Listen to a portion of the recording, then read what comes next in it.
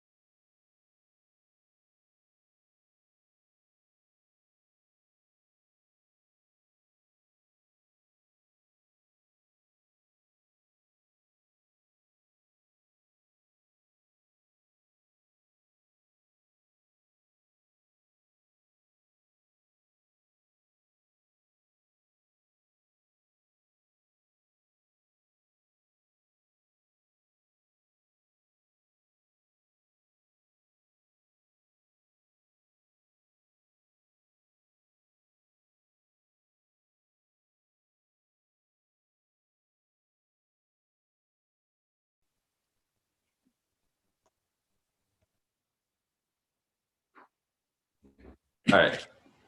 And if everybody could please mute their microphones when they're not speaking, that would be appreciated. Sorry, Anshu, keep going. You're good. Yeah, someone else just messaged me. It's like hopefully this sound now. In any case, my name is Anshu Sharma. I am a member of the TJHSST class of 2017. And regarding the revised proposal, which from the September 15th proposal, the revised proposal introduces two new things. A selection of the top, number one is holistic review for the top 20% of, so that the top 20% of qualifiers for the lottery can be admitted directly to TJ without the lottery selection, if I understand correctly. And number two is the presence of a problem-solving essay. I think that the revised proposal is better than the status quo. I also thought the original merit lottery proposal was better than the status quo. I am not in favor of the problem-solving essay.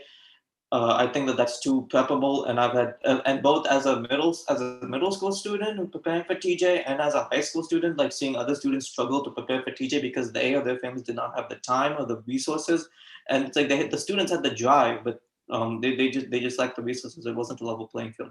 I think that the proposed problem solving essay is too preppable. If there must be a test, I would like to see some sort of STEM application test. It's like, how do you plan to use your STEM education at TJ to solve a global crisis? And then students can discuss what they think are the important global crises and how they plan to use their TJ education to solve those crises.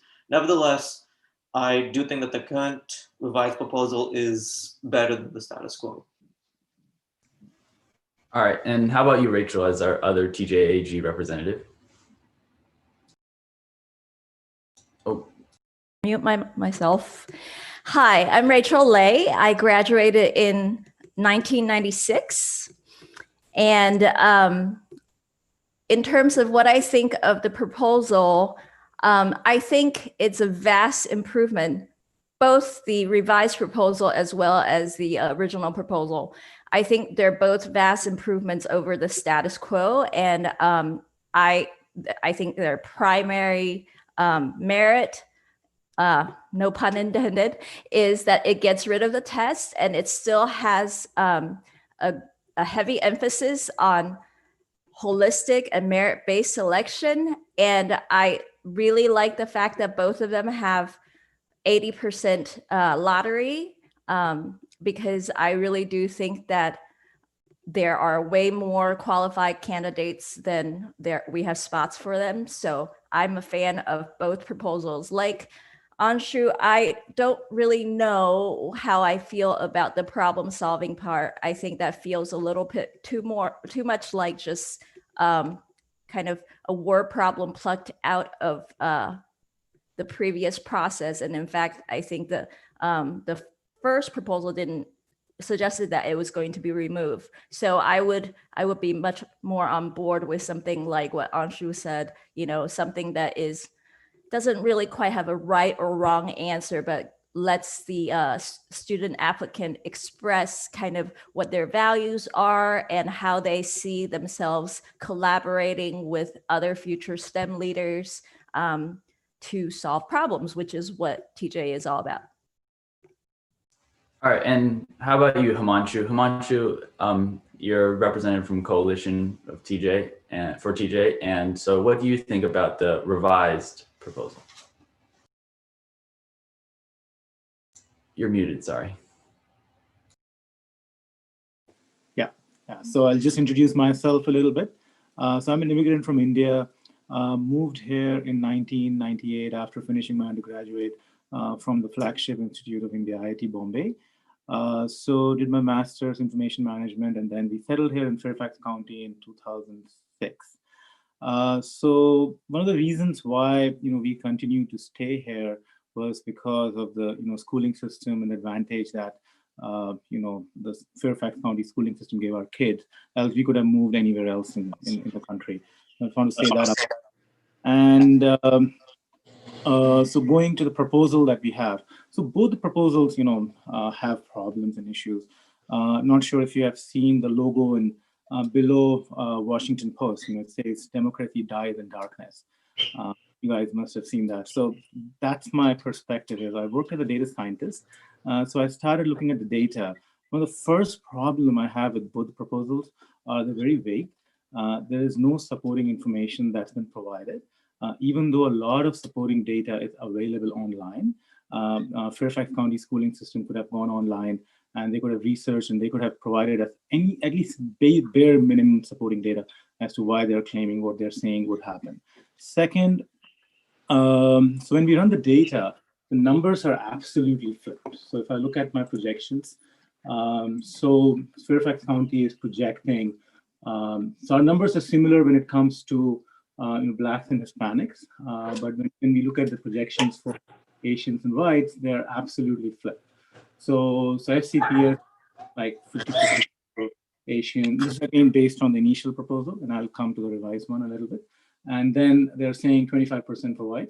But when you go back and run the numbers based on publicly available data for each and every school that's out there. And that's something Fairfax County could have just provided us. We didn't have to waste so much time going through running these numbers. I wish they did that. So the numbers come down to 27% Asian and 44% white, provided everyone applies. And we know, the outreach of Fairfax County is problematic. So not a lot of Blacks and Hispanics would apply. And as a result, we're thinking based on the first proposal, we'd end up with 50% whites in TJ after that, which is fine, not a problem. But the problem that we have is what if the attempt is to do re-engineer the race proposition of the school, then that's illegal.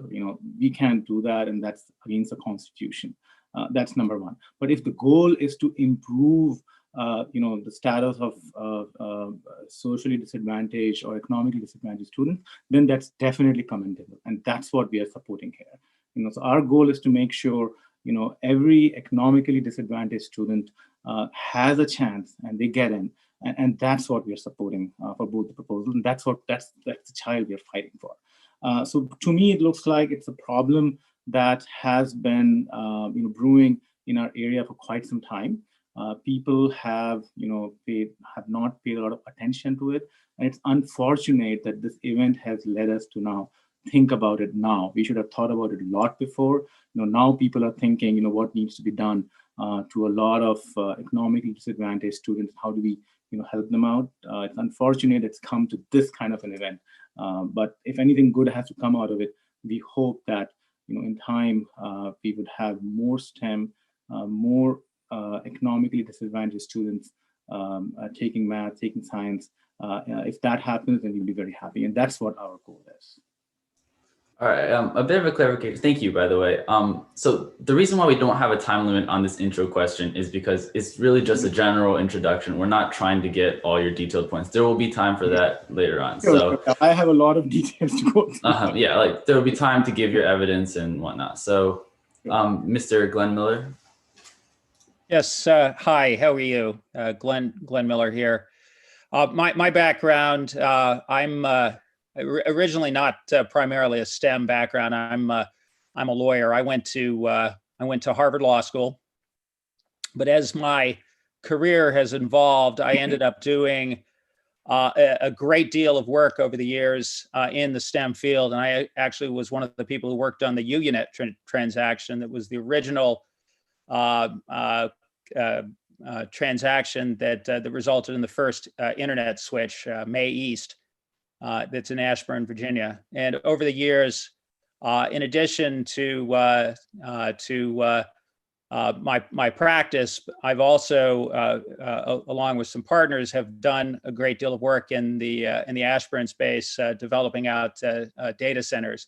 So I have a pretty good idea, not only from the standpoint of going to an Ivy League school, but also working in the tech industry of what the real world is and what the real world is all about. And I want to layer that into what we as employers expect, but also talk about the legal and constitutional and fairness from a civil libertarian standpoint discussion of these proposals. And I guess my principal issue with the lottery system is that a lottery is not the real world. It is not an appropriate way of distinguishing students academically. The only thing a lottery is good for is when everybody is absolutely the same. Everybody gets the same grade. If you're trying to choose between a couple of people who have exactly the same resume or exactly, perhaps you would use a lottery. But to take a school like Thomas Jefferson that has historically been all about excellence and about STEM, and to layer in a lottery and say there are lots of qualified STEM students, so we can't decide between them. That's not appropriate. It's not the way the real world works. The real world is about trying to get the best people.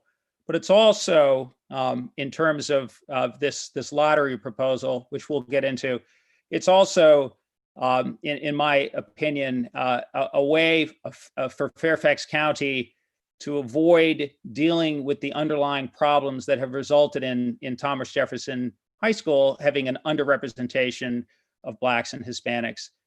It's the blame going on TJ and the test masks the fact that this problem starts years earlier, with the fact that the county and many counties, it's not just Fairfax, but many counties, New York, Fairfax County, have systematically spent less money and devoted less resources to areas that are disadvantaged socioeconomically. They have not put the best teachers there. They have not devoted the resources. And they shouldn't be surprised that the kids coming out of those schools don't have the experience, don't have the resources. Sometimes they have parents that they have single parent families where the single parent has to work and doesn't have time to take the kids to and from activities and to work with them on their homework.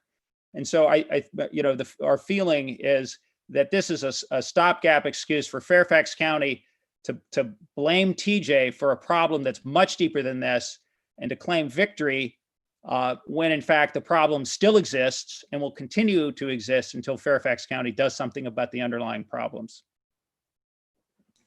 All right, thank you. And Dee Dee, if you would give your perspective on the issue.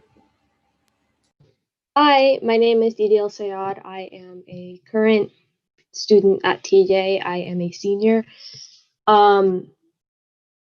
I support the lottery. Some of the people that have spoken before me have made some points that I just wanted to address. Mr.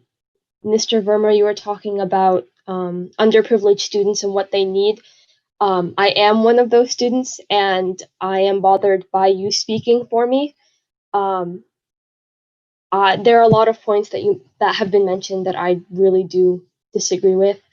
For example, Mr. Miller, he said this is not the way the real world works. The real world is infused with systemic racism, and as a role model on the national stage, I think TJ should be making strides to fight against that. No one is saying that TJ is 100% the problem, but this is a stat that I know off the top of my head. Every year, typically the applicant pool is around 8% Black, and at the end, only 1% end up getting accepted. Unless you want to claim that most Black applicants that apply to TJ are not qualified to be here, the admissions is part of the problem. The lottery will increase diversity. I know, Mr. Verma, I think were hinting at the fact that it might not. Granted, as I mentioned, applicant pool is around 8% Black, for example. Just the applicant pool has diversity that will thus then be reflected in the student body. While I think all of us agree that that number should be higher, it should be representatively diverse, we're not there yet. But the fact of the matter is, not all problems, such as one as big as this one, can have a really quick permanent solution. Sometimes you need a temporary fix until you find a more long-term solution, which I think most of us here agree is fixing the pipeline. The fact of the matter is, not all schools in Fairfax County have the same access to resources, get the same funding, and that is a problem. But that's going to take 10, 20, 30 years to fix, and we don't have that time to fix this problem. Quite frankly, TJ has been trying to fix its diversity problem longer than I've been alive. And I think this notion of let's fix the pipeline, let's push it back another 10, 15, 20 years, I don't think it's fair to make that claim. And if it takes a short-term solution for now, I don't believe this lottery should be a long-term solution. I really hope that one day when FCPS is truly equitable and all students have access to the same resources, then we can have another discussion about what the admission system should look like. But until then, TJ is a public high school. It's funded by the taxpayer dollar, and every kid deserves to feel like they belong. As a Black student myself, I speak to the fact that TJ is not welcoming for all students. And again, as a public high school, I think the school board and parents and all of us as a whole should be prioritizing that as one of the just a really important part of this discussion. Every student deserves to feel like they belong, and that is not the case right now. And this notion of certain students deserve to be here, they worked harder. my parents are immigrants too. They came here with nearly nothing. And they worked hard for every penny that they got. I understand that narrative. It's not an Asian American narrative, it's an immigrant narrative, but I don't feel entitled to the spots at TJ. I think there is unmasked potential and passion that we are not seeing in the applicant pool right now because of the systemic racism that's infused in just society as a whole. Yeah. All right. So I guess we're all very eager to actually get into the discussions. Swasik, if you could introduce yourself, introduce your general point of view, and then we'll have the school board members present introduce themselves, and then we can get right into discussion, I guess. Okay, I'll keep it short so we can get to the actual discussion. I'm a junior, a student at TJ, and I personally am against the lottery. I want to be very clear. I'm in no way against diversity. I completely agree that the school is not representative of the application pool. I think that is something we should change. In fact, I do agree with certain points of the revised proposal. For example, in the revised proposal, it actually takes steps. It specifically highlights that all students, all TJ applicants who would meet the requirements to apply for TJ would be sent an email. Also, they're increasing the number of outreach programs and such things like that. I think these are examples of increasing diversity, which I agree with. However, I think meritocracy is important in an admission system. And I think that's really what TJ admissions is all about. And if board member Ms. Sizemore-Heiser or Ms. Pekarsky, I think, would like to say anything. I'm Rachna Sizemore-Heiser. I'm one of the at-large board members, and I just briefly want to say I'm really here to listen. First, Leon, may I call you Leon, if that's okay?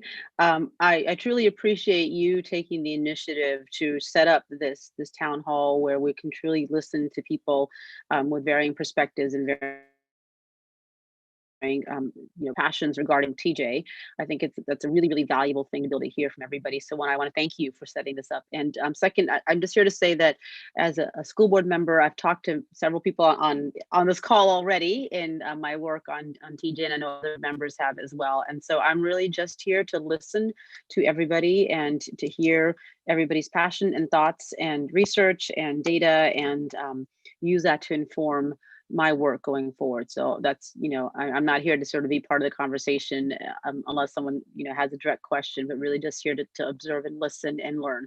So thank you for setting this opportunity. And thank you to everybody who's participating, your passion and your advocacy, and for giving your time to this important cause. Thank you. And I also want to thank Ms. Pekarsky, who's here, if you would like to say anything as well.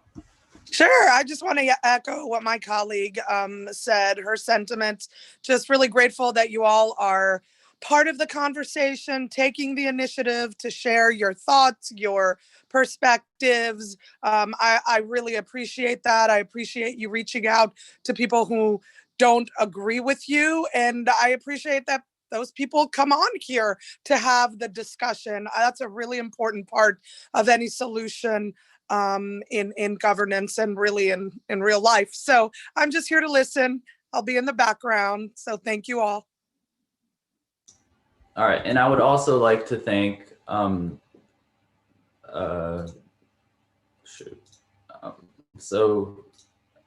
would also like to thank Miss board members Elaine Tholen, Tamara Durana Koufax, Megan McLaughlin, and Obraham Maish. I'm sorry if I pronounced anything wrong, because they also expressed a genuine interest in reaching out and listening to the discussion. And I think that's very valuable in our policymakers. If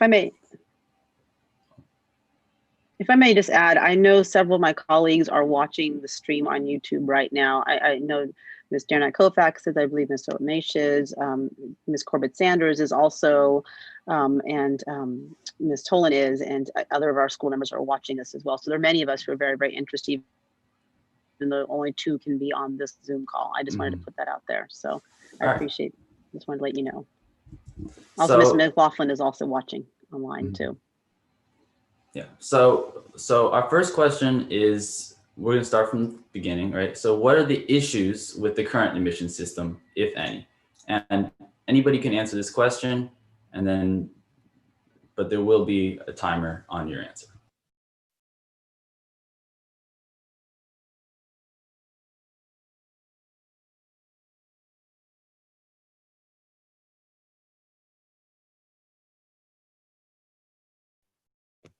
I think I'll take the question.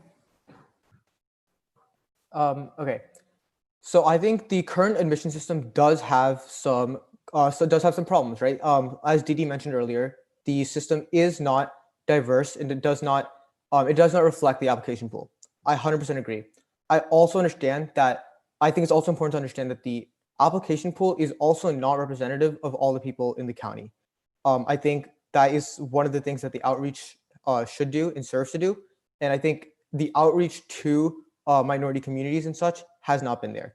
I also think another thing is that when this proposal was implemented or when it was put out, I don't think there was, it feels relatively rushed. I don't think there was that much input from minority communities. As like Didi was saying earlier, she does not want people to speak for her or like people who she represents, i.e. Minorities. And I don't attempt to do that. I simply think that it's important for minorities to be involved in this discussion when it is particularly constrained to those minorities, when it's attempting to help them.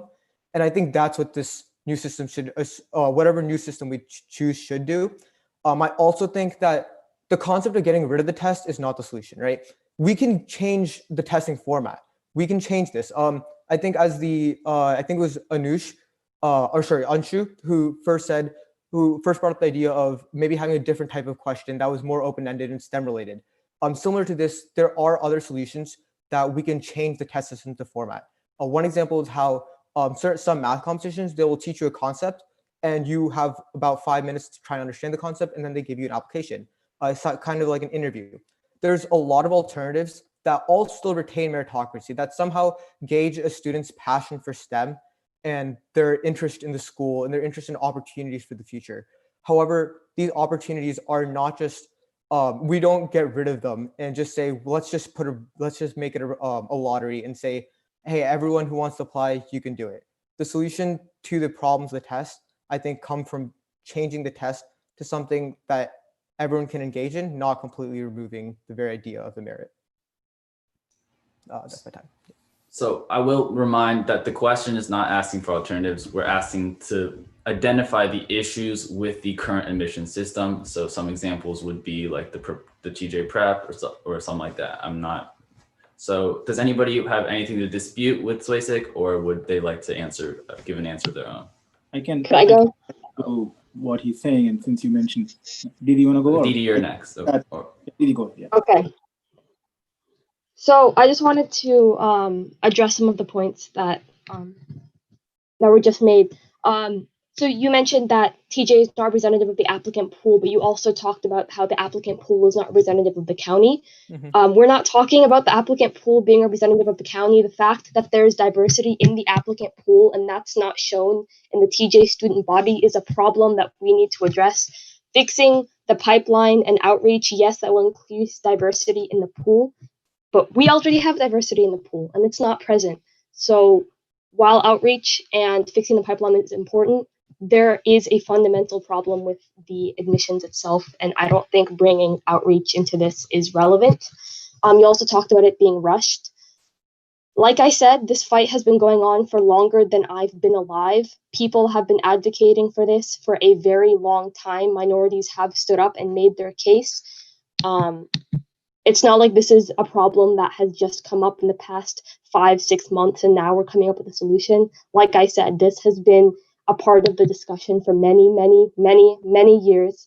So this argument that it's rushed, I don't think is quite valid. I know it feels that way because we're current students, but this has been going on for a very long time. So I don't agree with the notion that it's completely rushed.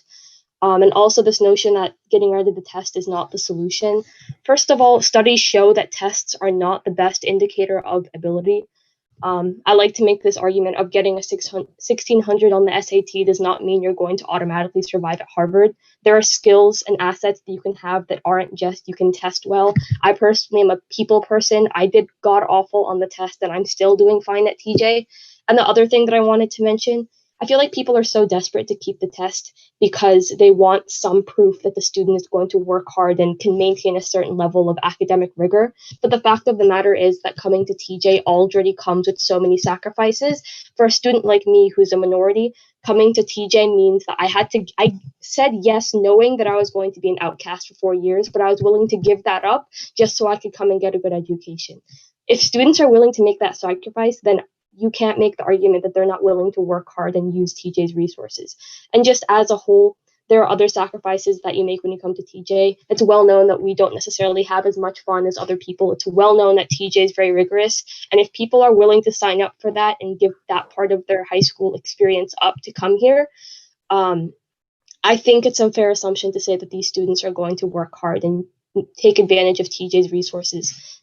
This conversation, I feel like, has the underlying assumption of these students won't be able to handle it, therefore we shouldn't let them come in because they're going to struggle. But it is not fair for us to sit here and make that decision for other people.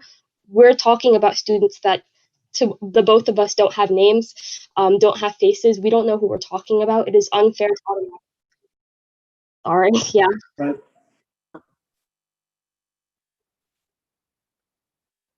This is, Oh.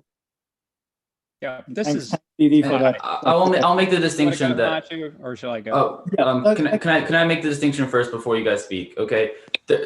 After each person talks, you will have a minute to specifically address their point and ask them any questions if you wish to have a discussion or argue with their points. Otherwise, you can also answer the question independently for 3 minutes. Okay. So it's up to you, whatever you want.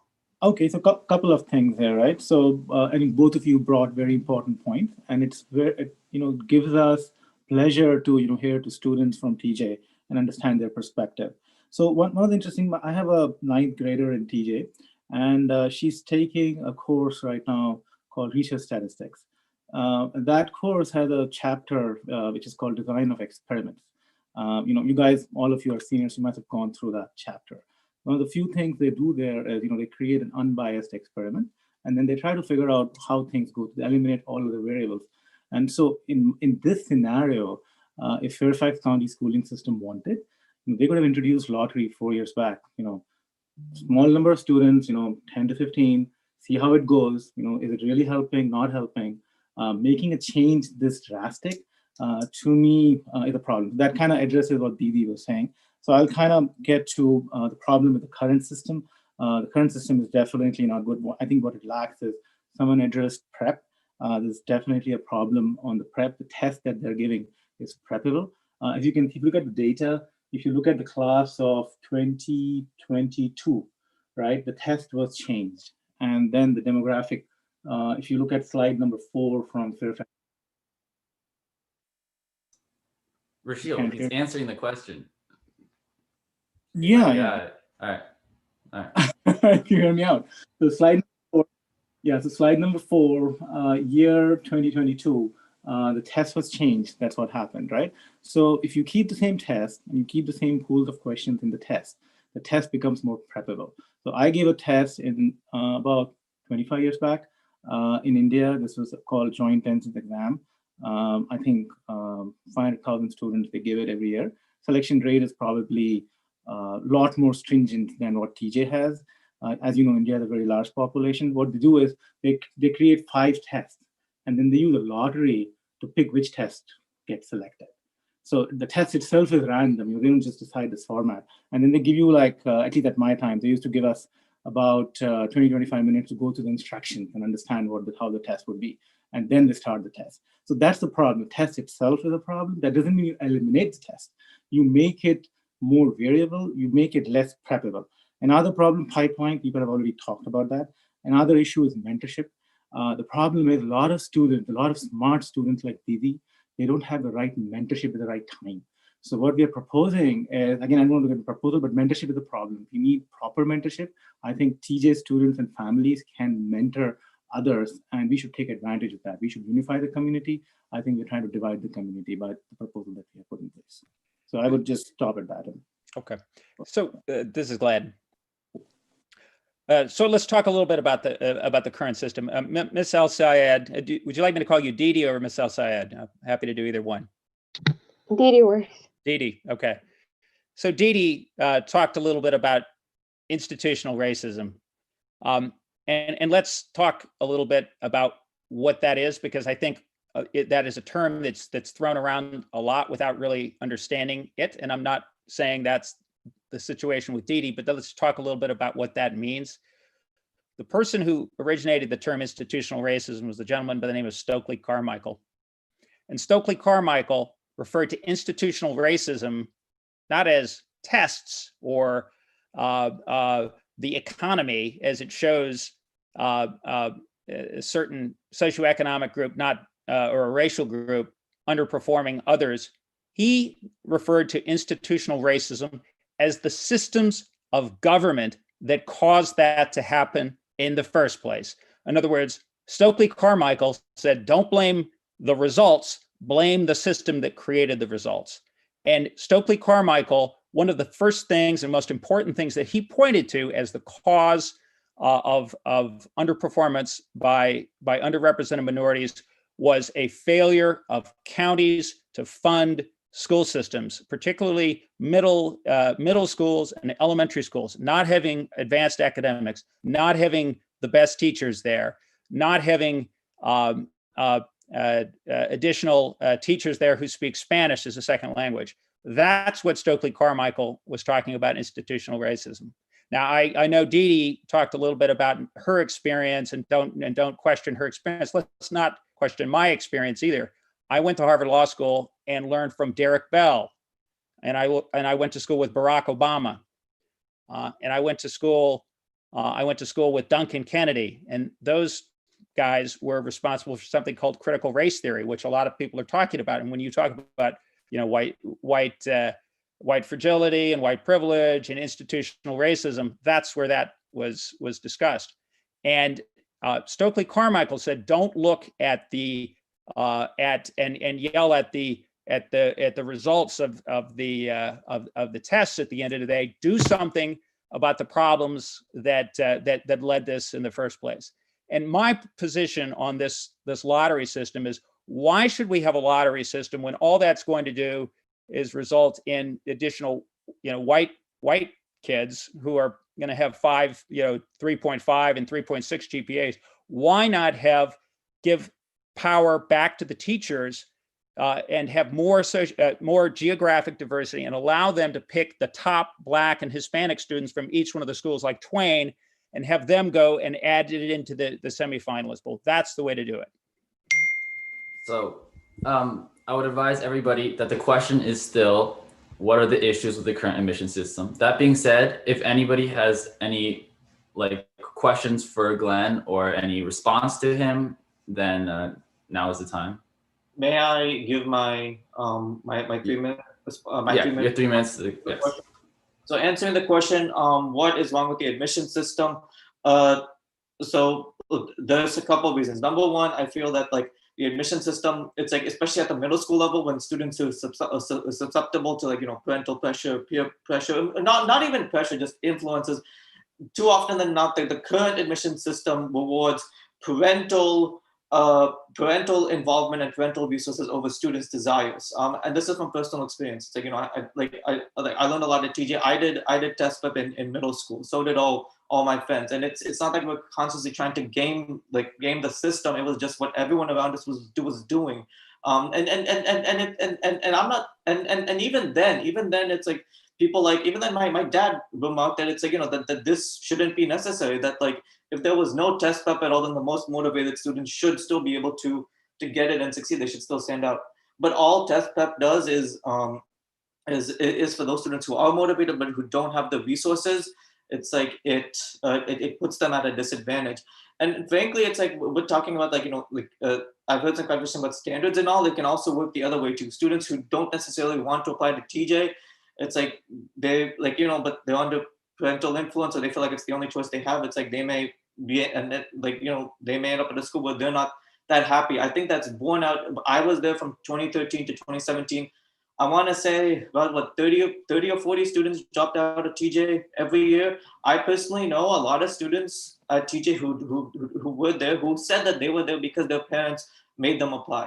I also know friends in middle school who were so motivated, who would have done so well. They didn't get into TJ, and they didn't get in. So there's some unfairness there.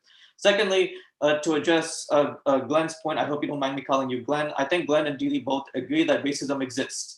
We've acknowledged racism exists. The question is, what are we going to do about it? It's like, it's not good enough to say, oh yes, it's like because of racism, black students, Hispanic students, and low-income students are behind in the admissions process, but we're not going to do anything about it. It's important for us to try to tailor our admission systems, our pipelines, whatnot, to account for the fact that people have been left behind. This idea of, it's like, oh yes, it's like it's a pipeline issue. It's a pipeline issue. That's not the mentality. I think a school admissions office or a company's hiring department should have. The question should not be how can we keep people we deem unqualified out. The question should be how can we work with motivated people who maybe have some gaps in their preparation? How can we work with them to ensure that they can contribute to our school, to our company, to our institution over the long term? Thank you. Do you mind if I go next? With your okay, so with your 1 minute, or you've already spoken on this question, correct? I was wondering if I could take the risk to ask Anshu some questions. All right, go ahead. So I was hoping this would be kind of like a open-ended discussion with Anshu. So you've addressed that like this current system is bad, and I guess I know this is not necessarily the context of this specific question, but I would like to know: do you think there are other solutions than the merit lottery? And if so, what do you think those are? I mean, I think that there's plenty of potential solutions. Merit lottery, a pure lottery, I would frankly be in favor of that. There are very successful schools across the country that are. Can you identify some of those schools? One of them is Tesla STEM High School. Other is charter schools. I believe the basis system in Arizona, and I think the DC. So most of these charter schools cost like $30K, and a lot of them are actually not even representative. Like the application pool is not representative of the surrounding area. For example, basis Arizona. Respectfully, I'm not going for perfection. No school is going to be exactly like TJ. But I'm going for, it's like what is better. This idea that a merit lottery will destroy TJ or a pure lottery will destroy TJ, I don't think that's support. I don't think so. Does it not bother to just go into this point? Does it not bother the people on this call that no college, Harvard, Yale, Dartmouth, MIT, nobody takes their students based on a lottery? Nobody. What they do is they have a holistic admission system where they take the best students and then they try to find the best students who are underrepresented to fill out their class. They don't start with a merit lottery. They don't start with a lottery. Nobody. And yet we're going to do something that no college does. Does that not concern people that there could be a reason that Harvard and Yale and Dartmouth don't have lotteries? It's because it is going to reduce the quality of the students at the school. It will result in TJ dropping in quality. You're going to have a school that looks like another McLean High School. Nothing wrong with McLean, but you're going to have kids who, are they going to commute 2 hours across the county to go to McLean High School? I don't think so. In 5 years, TJ is going to be just Mr. one Miller, more high school. we're getting a little off topic here. I'm going to let Rachel answer because I've seen that she wants to answer, and then we're going to move on to the next question because I think we've exhausted this question to an extent. Hi, so I do want to address a few things. One, the idea that this is rushed. This, like Didi said, it has been at least 30 years, and I have a detailed history of all the admissions proposals and changes that have taken place, and literally it is like 6 pages, and it's the short version. In 2001, there was a proposal that nearly passed the school board about that tried to allocate geographic slots, similar to part of the current proposal. And so that has been on the table for at least 19 years. And then in 2004, the Blue Ribbon Commission actually, one of their big conclusions was that the test was the leakage point for Black and Latinx and other marginalized students. And so they recommended moving the holistic review up to determine the semifinalists rather than saving it for the finalist round. So, and then in terms of whether colleges are using tests, colleges are dropping tests. It is a very recent trend, but it is a big trend. And so I think that TJ is actually, right in the middle of that trajectory. And also in terms of in the sciences, there have been plenty of suggestions for using lottery to determine who gets limited resources, precisely because it is so difficult to determine ahead of time what things constitute merit. And that is based on far more data than we have for these students. It's based on 100-page proposals of people who have lots of publication history, people who have PhDs. So if they don't have the confidence that they know how to determine merit, then why do we think that we can do that for 12, 13-year-olds? And finally, in terms of whether colleges, why isn't Harvard doing it? You know what? Actually, I just read that a Harvard professor is advocating for a merit lottery, and lottery is actually used in our immigration system. So if it's good enough for selecting, from a diverse population, then if it's, I'm sorry, can you not interrupt me? Yeah, could we let people speak during their time, please, Mr. Miller?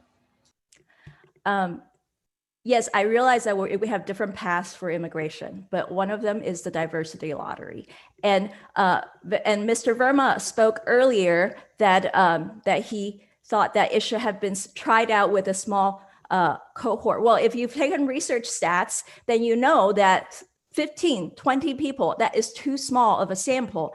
And so you have to do at least 100 students. And I am also not in favor of separating into 2 tiers of admission. So my solution is to support the merit lottery and track the results so that we actually have some real live data. Thank you. I highly suspect that we will return to this sort of discussion in future questions. So as this is not remotely applicable to the current question, we're just going to move on. Okay. So the next question is, what were your first impressions of the initial proposal? Just what did you think about the proposal? Was it a surprise? Just what did you think about the initial proposal? Yep. You want me to go?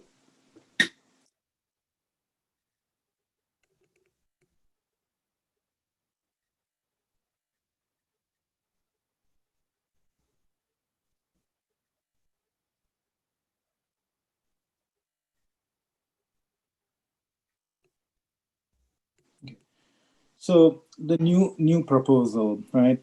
So to me, it looked like, as rushed as the previous one. To me, it looked like, under pressure. I'm strictly talking about the first proposal. The first proposal. The first proposal. Okay. Yes. So the question. I'm going back in time.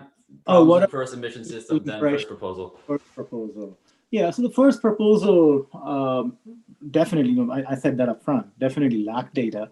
There's no supporting data in the first proposal. I am worried about the dropout rates. There is no analysis of dropout rates on the first proposal. They should have done that at the minimum and figured out, how the lottery would impact the dropout rates. Other things that seem to worry me is the proposal has been given. For example, they can provide basic statistics like there are 29,000 eighth graders who would be applying across, all the counties. So how many of these students do you think would really apply? Right? How many of them, do you think would become part of the lottery? So some basic statistics, none of that has been provided in the first proposal. Then other issue that they have is, TJ, you guys have heard about this national merit semifinalist, that the list that came out. I think there were 130 plus students from TJ who were named in that list. So, there's nothing there. We'd like to see a number of students selected from TJ and Fairfax County, at the national merit semifinalists, after 5 years. So there's no time series analysis done on the proposal, how things are going to pan out over time. So it's clearly, maybe someone is thinking, maybe they're modeling, but for some reason, they're not willing to share that data with us. If they share more data, then we can trust them more and then, then believe in what they're saying. In absence of data that's been shared, we are going to publicly available data sets. And we're trying to find out, how things would pan out. So when we go ahead and look at those publicly available data sets, numbers don't match up. So the numbers don't match up and really not sure what they're basing that on, right? So going back to, Rachel's point, I want to quickly point out, the immigration system does have a lottery component, Rachel, in it. I'm an immigrant, so know that, but that's not, that is not something that is arbitrarily done. There is a lottery mechanism after a certain pool is hit for H-1B, for example. And then there are applicants who go through, a company has to sponsor an applicant. And then within that list, there's a lottery component. They cross the 65,000 mark typically, and that number keeps changing over and out, depending on how that happens, right? So, so that's where I would say a lot of issues with the first proposal. Missing data is where I would say the biggest one for me at this point. Okay, does anybody wish to respond to what Himanshu said? Does anybody wish? Even having data, I would be very happy to see that. And I'm very happy to share my data with anyone because I have gone school by school, looked at every school, numbers for all of them. I've looked at race percentages across all the schools. And then we have come up with this analysis. Anyone has anything to counter that or anything to support the existing proposal, I'm very happy to look at it. For what it's worth, I was surprised. I'll keep this short. I was surprised, number one, because a lottery has been tried before in 2011. And there have been articles in the newspaper and stories about kids at TJ having to take remedial math because they were not prepared and not qualified for the rigors of TJ, and you had a lot of teachers being very unhappy with the class. So it's been tried before in a form of lottery, and it didn't work well. So I was surprised to see it again. And secondly, I was surprised that the school system, the Board of Education, the school board had said that the focus of this was increasing the number of Blacks and Hispanics primarily, and yet the primary beneficiary of the lottery overwhelming was whites. White people went from 18% to 45 or 46 based on Himanshu's numbers. Even the county's numbers showed a great increase. And the chief party to lose from the lottery in terms of dropping out were Asians, and it added like 9 Black students, which was not enough. It was unsuccessful in doing what it should have done, and in my view, if they had really focused on doing something like what the colleges have done, they would have taken merit to do holistic, and then they would have increased the number of Blacks and Hispanics to round out the pool, and that would have been a better approach. It would have preserved merit, and it would have actually increased Blacks and Hispanics instead of a merit lottery, which didn't do either. And what's surprising is Rachel said that guys, all right, information available. Go, please. Yes, Didi. And just before that, while this is a discussion, I would advise to be polite and civil and respect that everybody deserves an equal shot at answering the question. Correct. Didi? Wait, can I ask a clarification question? Why is it 2 and not 3? I'm not responding to anyone. I'm just answering the question. All right. Yeah, 3.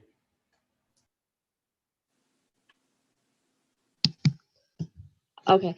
So honestly, at first I was, again, I did not sit comfortably with the lottery because my first solution, I wanted to say, let's choose kids for passion, right? But then I remembered this one experience I had in middle school. I was at a science Olympiad competition and I was watching the high schools compete. And TJ went first and they had this really cool, fancy metal contraption and they launched their ball into the cup and they did spectacular. And then Hayfield, which if you guys don't know is a school that has a lot of Black, Latinx, low-income students, they went and they didn't have a fancy contraption. Their device was held up by school textbooks like history and I don't even know what textbooks, right? And they did awful at the end of the competition. TJ placed first and Hayfield placed almost dead last, right? I choose to believe that those Hayfield students worked just as hard, if not harder, on their contraption. But the fact of the matter is they did not have the same resources and the same opportunities to produce an outcome that looked as shiny as, say, the TJ students could have. The experience made me realize that we do not live in a world right now where it is possible for us to look at a student and fairly say this student has passion and compare it to another student, say this student doesn't have passion. There are inequities in the system, as Mr. Miller so kindly explained to me what systemic racism was. And if we can't take into account the systemic racism that these students probably went through, such as, again, Mr. Miller pointed out, in access to resources or maybe how they're treated differently in the classroom, we can't be equitable. And just to reiterate, TJ legally cannot take factors such as race into account. There was a lawsuit filed against TJ a couple of years back, and as a result, TJ cannot take race and those factors into account. And there's also, I guess I understand one of my first thoughts was, okay, kids might come here that aren't able to, handle the rigor. What if they get really stressed out? But it's not our place to make that judgment call. The fact of the matter is there is untapped potential in our applicant pool that we are not selecting for. So while, yes, there might be some students that drop out, this might come as a shock that there are current students now that choose to drop out. So this is not anything new. But we might find a student that just never had the chance to show their potential and now that they want to. So that's, as I thought more about the lottery, I realized that now that we are finally able to potentially choose students that can really take advantage of TJ's resources that never had the chance to do so before, I think that's a great thing. And also, I realized the lottery will increase all underrepresented students at TJ, which includes white people. White people are currently underrepresented at TJ. And representative diversity is really important. I know it's not going to increase the numbers to the level that they should be, but it's still a step, and any step towards increasing diversity, even if it's short term, is a solution for me. Thank you. And I'd I like agree to ask her. with her on Yeah. a few. So Okay. Didi, I actually wanted to ask you some I don't questions think directly. I have to ask her a question. That's all. I'm just trying to. Okay. Okay. Okay. So Didi, my first question to you was, do you think that TJ is the sole path to success? I do not believe TJ is the sole path to success. However, I acknowledge that. So my base school is Hayfield, but I got to go to Lake Braddock for middle school. If I had to choose between Lake Braddock and TJ, those are two very hard. It was a very hard choice for me to make. Earlier, just you're saying now, you're saying that like these smaller schools don't have access to these resources. So why should we try to just promote TJ's resources rather than spending this huge budget that TJ has into providing for other schools, such as Hayfield, as you said, and providing those opportunities to every high school rather than just TJ?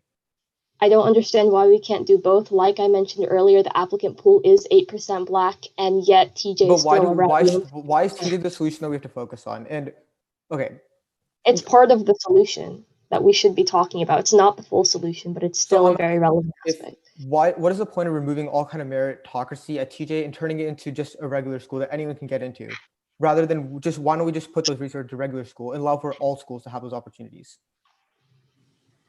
Again, I don't quite understand why we can't do both. And just to reiterate, TJ is a public high school that's paid for by the taxpayer dollar. Okay, all of us are. Okay, let's take an example of like a road. Okay, it's also paid for by taxpayer dollars. If one road is broken, you don't fix all of them. Similarly, in TJ, why would we just, if everyone has equal opportunity, why is that not sufficient?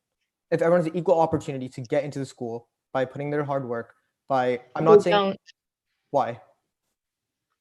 Again, just to reiterate this statistic, the applicant pool is typically around 8% Black and TJ student population is around 1 to 2% Black. Unless you want to make it a claim. Okay, so then why can't we change the current admission system to another form of meritocracy, i.e. interviews or a problem-solving question, rather than the current TJ test?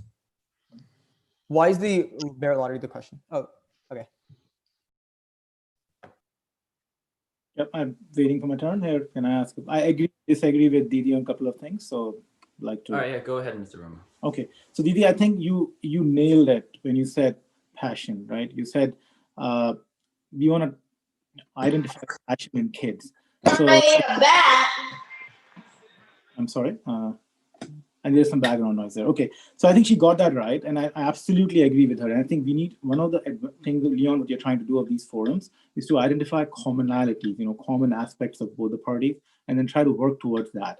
And I think passion is very important. So I'm working with a grandmother of 16. Her name is Norma, and what we have done is we have created a mentorship group where we want to start mentoring Black and Hispanic and economically disadvantaged families early in the childhood.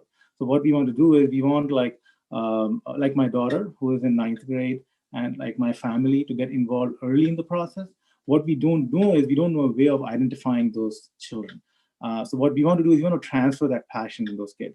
So I'm a physics major, undergrad physics major. So it's pretty natural for me to be very passionate about physics and all sort of geeky things. So I keep playing all these physics videos on YouTube, on our TV often. That's because I just like understanding what's the latest research in astronomy, for example, right? So it's natural for my daughter in that environment to pick that up and develop that kind of a passion. But that might not happen for everyone. So what we want to do is we want to have like a regular mentorship session and transfer that passion over. So that's one common thing that's coming out, Leon. I think you should take a note of that out of these sessions. Other things, I'll just leave it at that. I think it's taken more than a minute here. So. All right, yes. Our next question. Sorry, I don't think Rachel got a chance to reply or give a rebuttal to this question. Oh, did you have a reply? I'm sorry. Rushil, can you let me moderate, please? I haven't spoken yet at all. So back to the question, what are issues with the current admission system? My biggest issue is that currently race and socioeconomic class are predictive factors for admission. And the fact that Black and Latinx students have much higher proportion representation in AAP, yet that is not reflected at TJ, and they're still disproportionately disqualified at the test juncture, means that the problem is primarily with the test. And when we've looked at the data, we've seen that Black applicants actually have higher GPA. So you cannot tell me that there are not enough qualified Black and Latinx students than too small to count. And as a woman in science, I'm also disturbed by the current male to female ratio, 60-40 gender ratio at TJ. This is 2020. I would have thought we would be beyond that by now. And so my problem is that TJ is a school. It is not an outcome or reward. It is an opportunity. It is a public school supported by taxpayer dollars. And the fact that TJ has the smallest percentage of economically disadvantaged students than any other high school in Fairfax County, even Langley and McLean, and less than any other highly ranked public school in the 20 largest school districts in the nation. That tells us that status quo amounts to taxation without representation and de facto separate but equal. So earlier, I believe, I'm sorry, Swiss-Krim, I'm sorry, I didn't get your name right. But you spoke. Hi, he spoke to, well, why not just have those people go to other schools? Yeah, we could do that, but that is called separate, not equal. Separate but equal, that has been struck down by the Supreme Court. And so that is the opposite of American. And so I think that, and then earlier, Mr. Miller said that the lottery was tried in 2011. There was not a lottery in 2011. What happened in 2011 is that they adjusted the admission criteria so that the test counted for a little bit less. Now, what happened after that? Yes, there was a problem because students were so accelerated in their math curriculum.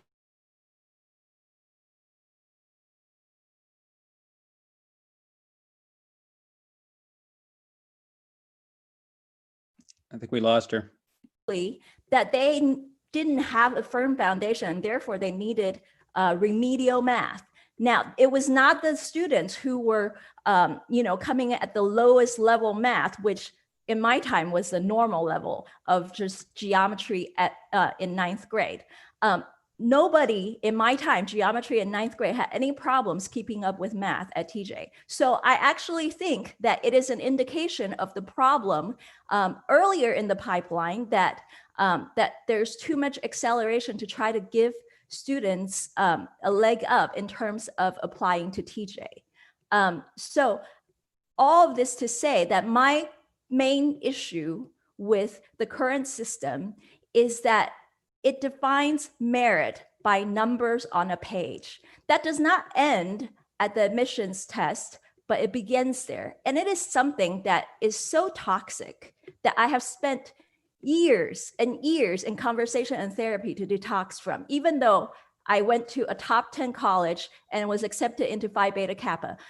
To this day, I'm still constantly having to self-talk to say, I am worth more than what exactly I do in, for work and how much money I make and all of these external factors. And I think that comes from the culture of reducing people to numbers, of reducing merit to numbers.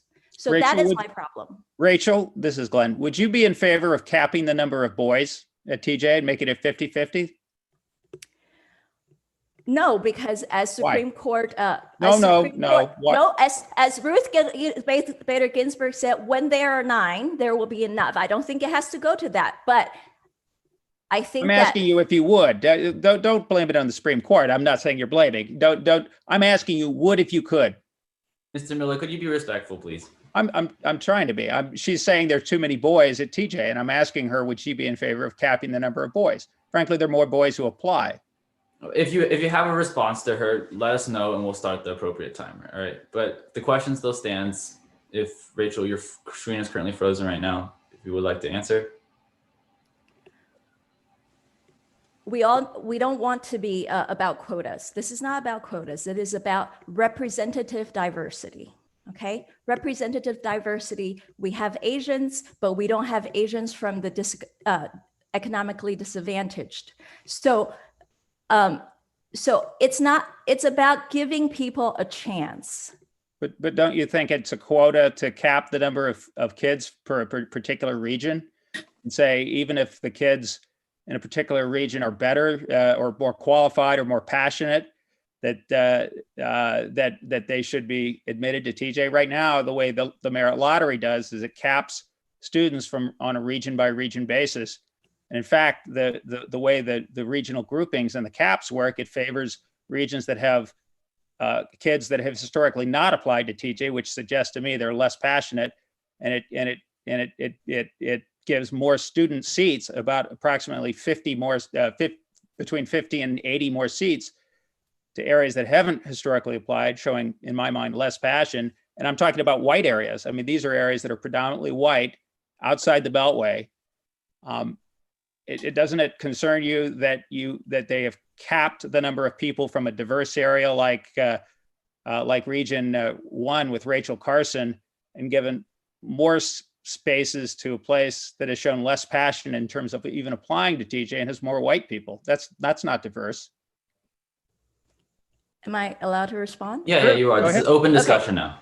All right. So I think that just because they have not applied as much to TJ does not mean that they have less passion, because TJ has a reputation, and it has a reputation for being academically rigorous. It has a reputation for being very hard to get in, and it has been seen over and over. I mean, it has been 30 years of certain schools dominating. So if you're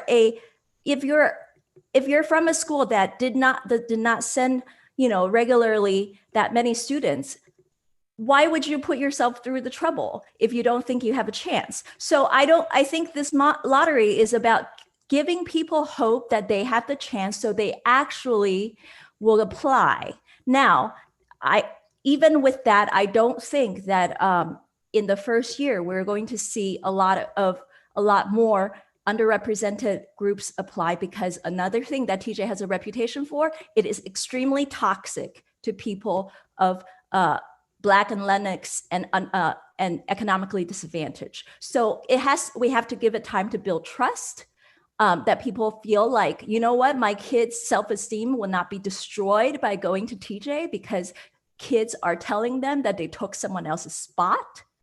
You know, these are things that are all intertwined. It's not just as simple as, well, they didn't apply, they didn't show passion.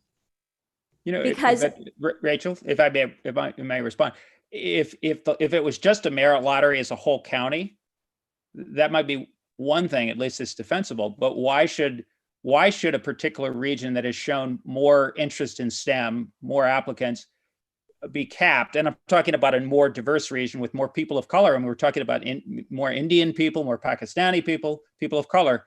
Why should they cap that region and instead give 80 more seats to an area that's predominantly white, that hasn't shown a lot of passion? Why are we proposing a lottery that promotes people like me? I mean, I don't need the help. Frankly, most of the people out there have the resources to be able to do that if they wanted to. Why should we benefit them and exclude people from who are people of color? That doesn't make sense. So I would like to rebut the question was given to Rachel, first so of all, I would it's not actually capped. There is an initial pathway. But if it's not fulfilled by the number of applicants in that is open up to the general pool. So I am not for a hard cap at all, but I am for giving a representative diversity a chance. Now, if they don't choose to apply, then that's on them. But go ahead. I'm sorry. Go ahead. I mean, as a practical matter, there will be a cap because on Rachel Carson, because there will certainly be more people applying from these outer regions are predominantly white than the numbers. So as a practical matter, you will have more people who are white and fewer people who are people of color and less diversity. Why should we promote something like that? White people don't need any help. I believe that the students who are currently in the really well-represented areas already have a lot of resources. And so, as you were saying, some people don't need help. Some people don't need help. Well, let's give help. Let's give the opportunity to the people who have not historically had those resources. Great. So I agree with you. Let's Mr. get Mr. rid Miller. of these apps. Let's get rid of these apps. I agree with you. Mr. Miller, Andrew, did you want to say something? Sorry, I was just agreeing with Rachel. Yeah, I think, Leon, if you can take a note of where people agree, that will help us down the line. I just want to I'm sure this will be recorded. On the toxic comment that Rachel brought up.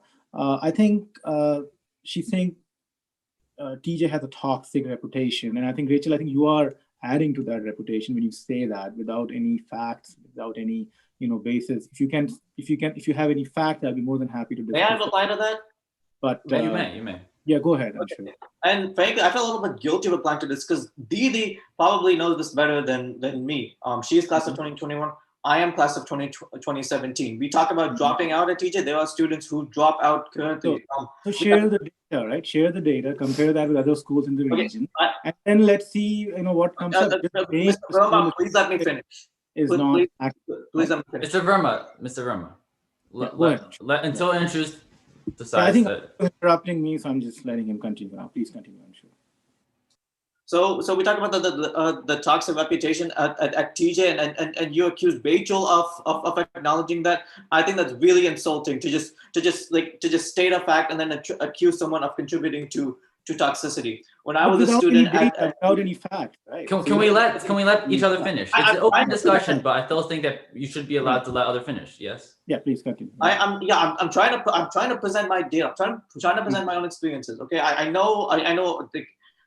Class of 2017, I think we started with like 480-ish students. By the time we graduated, it was like 445, 430. I personally know quite I'm not going to try to count in my head, but I know several students who left the school. It was not an uncommon thing at all. We talk about mental health and toxicity. That's not a made up issue. When I was a student, sleep is for the weak was a common saying at TJ. Student stress was a major concern from freshmen to seniors. Like teachers, it's like it was remarkable when a teacher would ask us. It's like, hi, it's like, are you getting enough sleep? Are you doing okay? Because it just wasn't talked about enough. I think also relevant to this is academic integrity. I think it is shameful that currently at TJ, if you students who cheat, and not just once but cheat repeatedly, are allowed to remain at TJ, while students whose grades slip below a 3.0 are pushed out. And cheating is again not a small issue. There was a lot of talk going on when I was a student about who's cheating, who's not.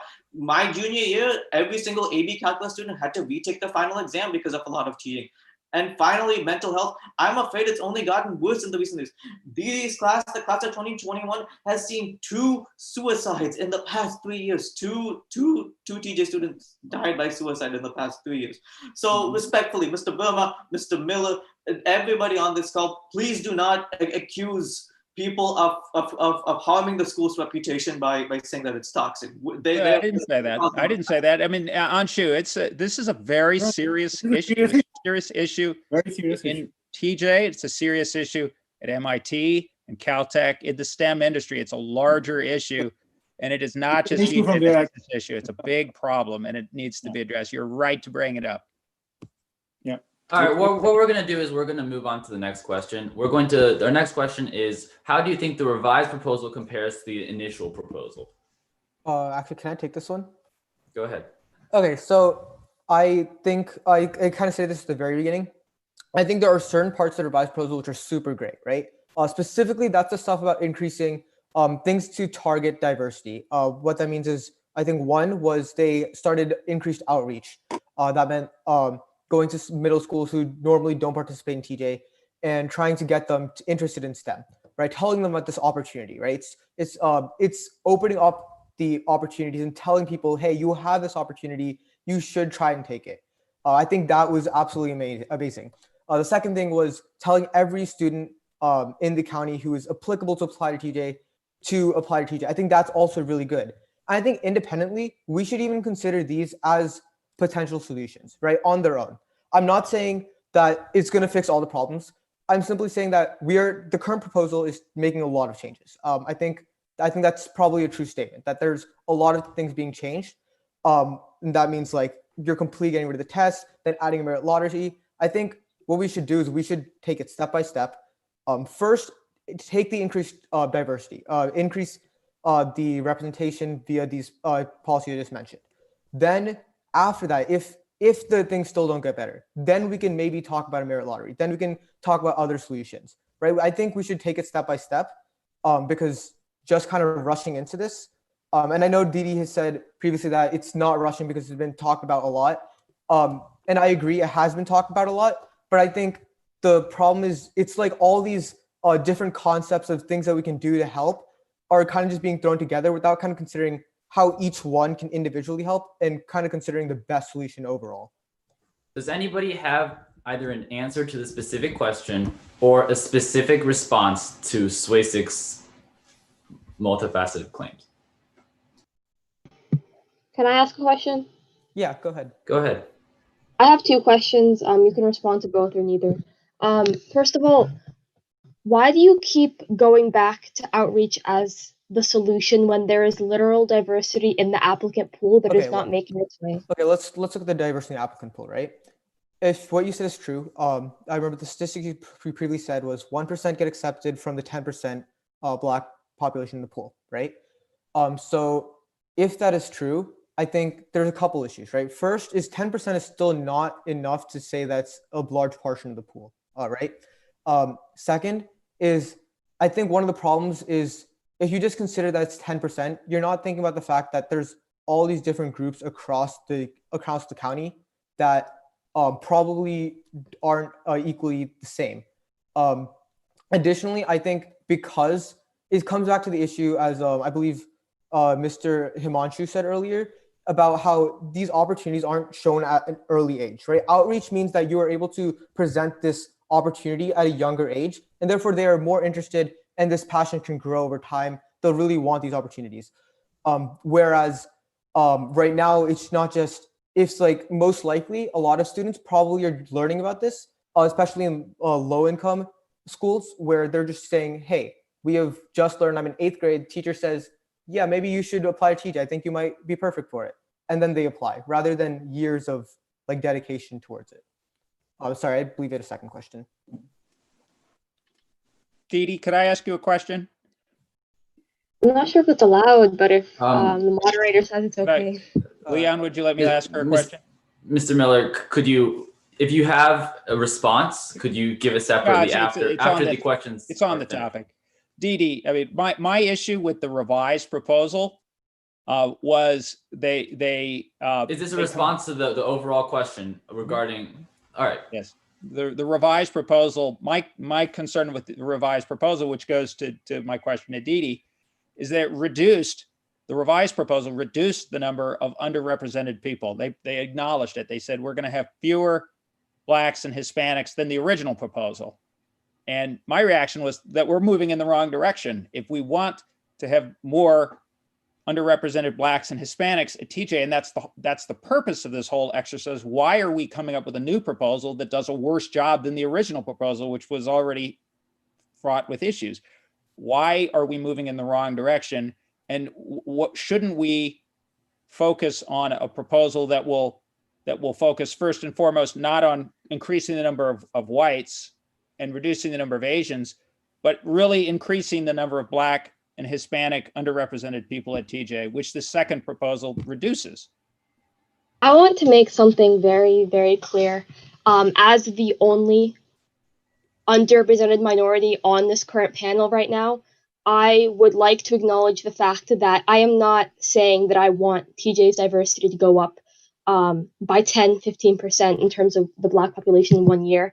While that would be nice, I'm not naive enough to believe that that's going to happen. Quite frankly, if the population of Black students increases from 1.7 to 5% or to 7 or 8%, something that's closer to 10 than it is to 0, I will be happy. So to those of you saying it's going to increase it, but not by enough, I don't think that's a fair claim for you guys to make. I am the current student at TJ, and I am the student that I am currently on this panel representing that group of students that would be impacted by this increase in diversity. Yes, it's not the amount that it should be, but quite frankly, my standards are so low that I will take 5%, 7, 8. So please stop making this claim that it's going to increase diversity, but not by how much it should be. That's not a claim for you guys to make. But it is reducing it from the other proposal. So that's obviously not the right direction. I personally like the original proposal more. Actually, could I give my response to this specific question now at this point, moderator, if that's okay? Yeah, give your 3 minutes. Cool. So one thing that's really, really, really important to me is mental health. And the fact of the matter is there is already harassment and bullying happening at TJ right now. I know that I got bullied and harassed because I apparently got in because of a quota, which doesn't even exist as it stands right now. So the fact that I got harassed for that is ridiculous. If there is actually 2 separate paths to get into TJ, there is going to be underlying snide remarks made. There's going to be bullying and harassment. I feel comfortable saying that as a student that has been the target of these types of comments in a system that doesn't even warrant those types of comments. So to the school board members that are listening right now, please understand that following through with this more revised proposal, it is going to worsen the mental health problem that already is severely toxic at the school. That's my main concern with the second proposal. Mm-hmm. That's a great point, Dee Dee. We agree 100% with you. We have the same concerns. All right, Mr. Miller. Concerned. All right. So, does anybody else have, do you have an answer for how the revised proposal compares to the initial proposal? Yeah. And I'll just start with, what Dee Dee says. Both the proposals definitely are going to increase mental health problems in TJ. I would suggest, first of all, let's just document one of those problems. Let's just bring them up front as numbers, not just as stories. Stories are very important, but I'm a numbers guy, so I would like to see some numbers there as well. But I think in general, it would increase the burden on the student body which is getting selected by the merit lottery or by the lottery process. And hence, it's going to increase the mental health problems at TJ. That's one. And other issues which I have with the revised proposal as it compares to the prior proposal is similar. The data is not properly provided. So my first question is, what's the percentage of applicants you would expect to weed out so they cannot participate in the lottery? that would be my first question there for this particular proposal. So if you look at slide number 9 of 25 on the revised proposal, if you guys have the proposal in front of you, in that where my problems are. So there are 14 criteria which they have provided. They have 8 criteria that's based on a student information sheet or an equivalent of that has been provided. There's no details regarding how those 8 criteria would be evaluated. They've kind of left it vague, which is fine, but we would like to know more, else I'm not able to model the numbers. It's causing problems in my model there. That's one. Second issue I have is the holistic approach we have. If we are assuming that there are 10,000 applications coming in, which is good, we want more people to apply, right? That's the goal. We're assuming, how would we evaluate 10,000 people? How much staff would be required?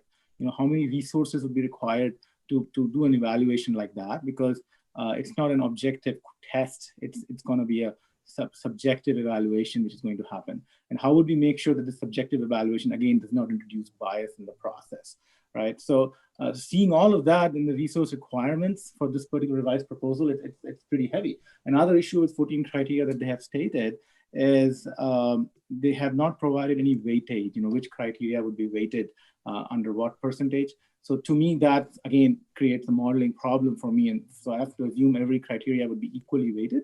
And if I go with that assumption that every criteria is equally weighted, the top 8 criteria that they have listed is something that a student would fill out. So it's very difficult to differentiate between that criteria because you have 10,000 applications and those top 8 criteria, students are just filling it out on their own. So most likely, again, privilege would come into play. Students who are privileged will be able to fill it out in a better manner. Students who are not, so it's going to introduce the same problems that you're trying to solve. That's one.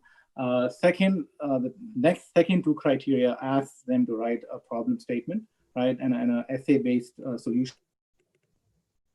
So that we support in this particular solution. And the third one, there are 4 factors that they have put in place, which we like. The economic diversity. There is, I'm sorry, your time is up. Right. So in a sense, I'll conclude. It's very hard to model. Very little information is provided.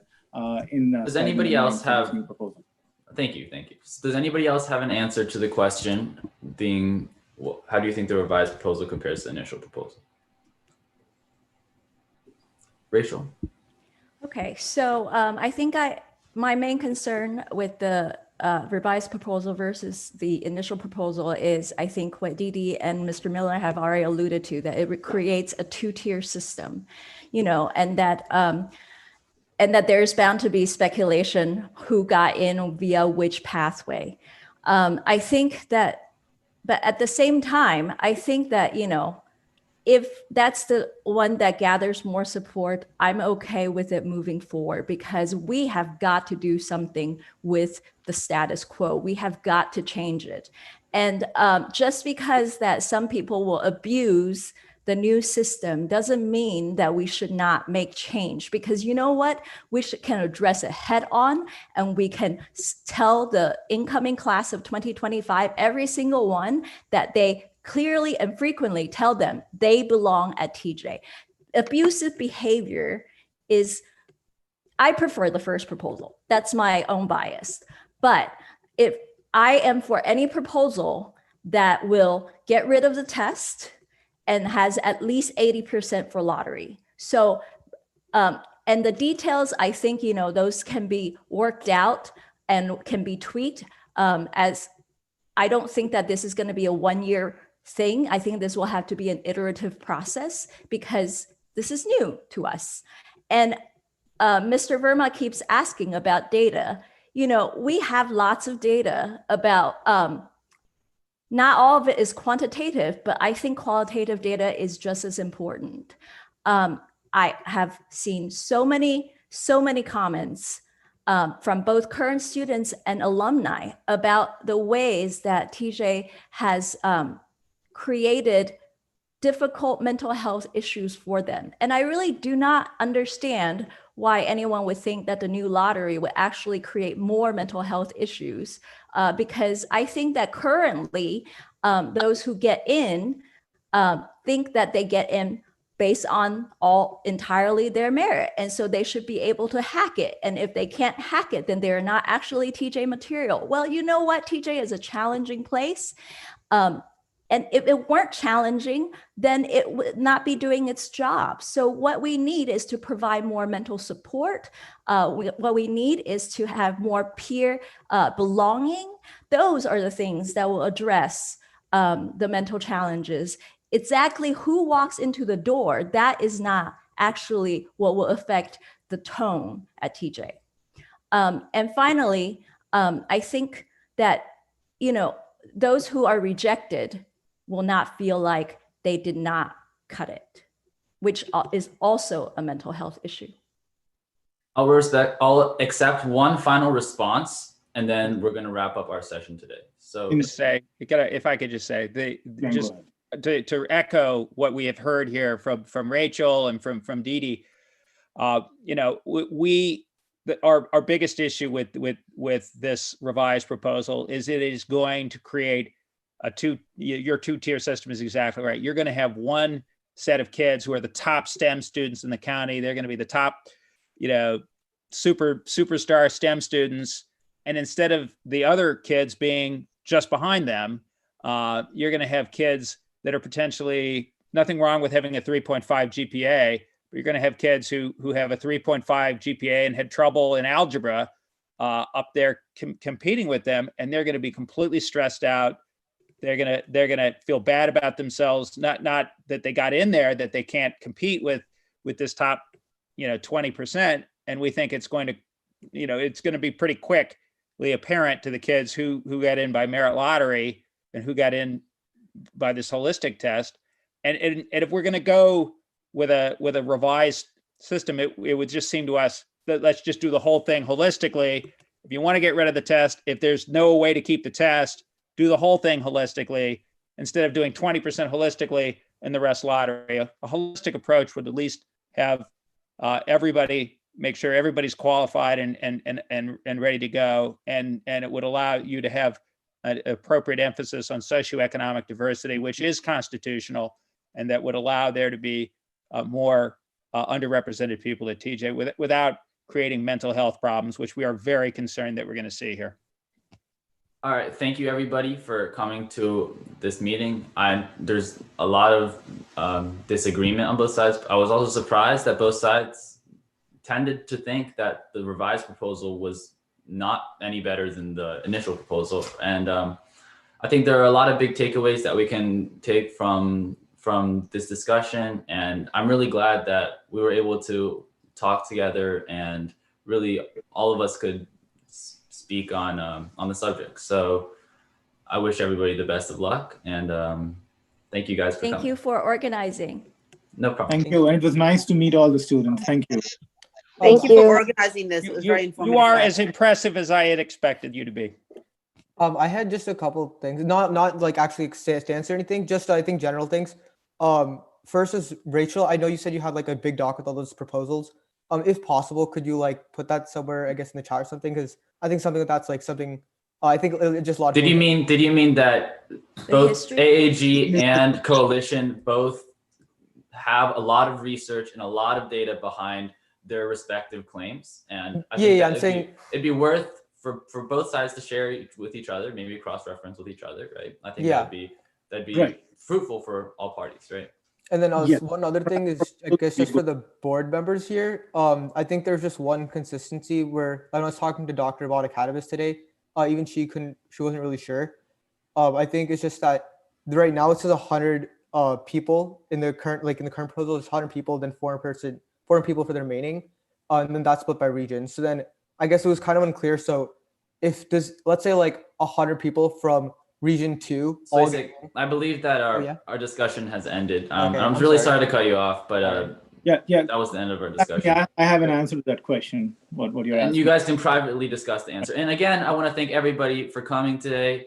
And I'm glad that we could set aside our differences to at least talk, and I think that that's really important in today's world, to be able to talk with each other and to really understand the other argument. Excellent job as moderator, much better than the moderator in the presidential debate. Yes.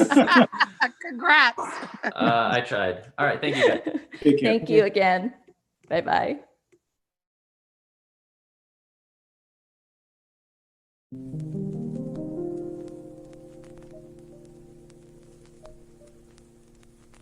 Thank you.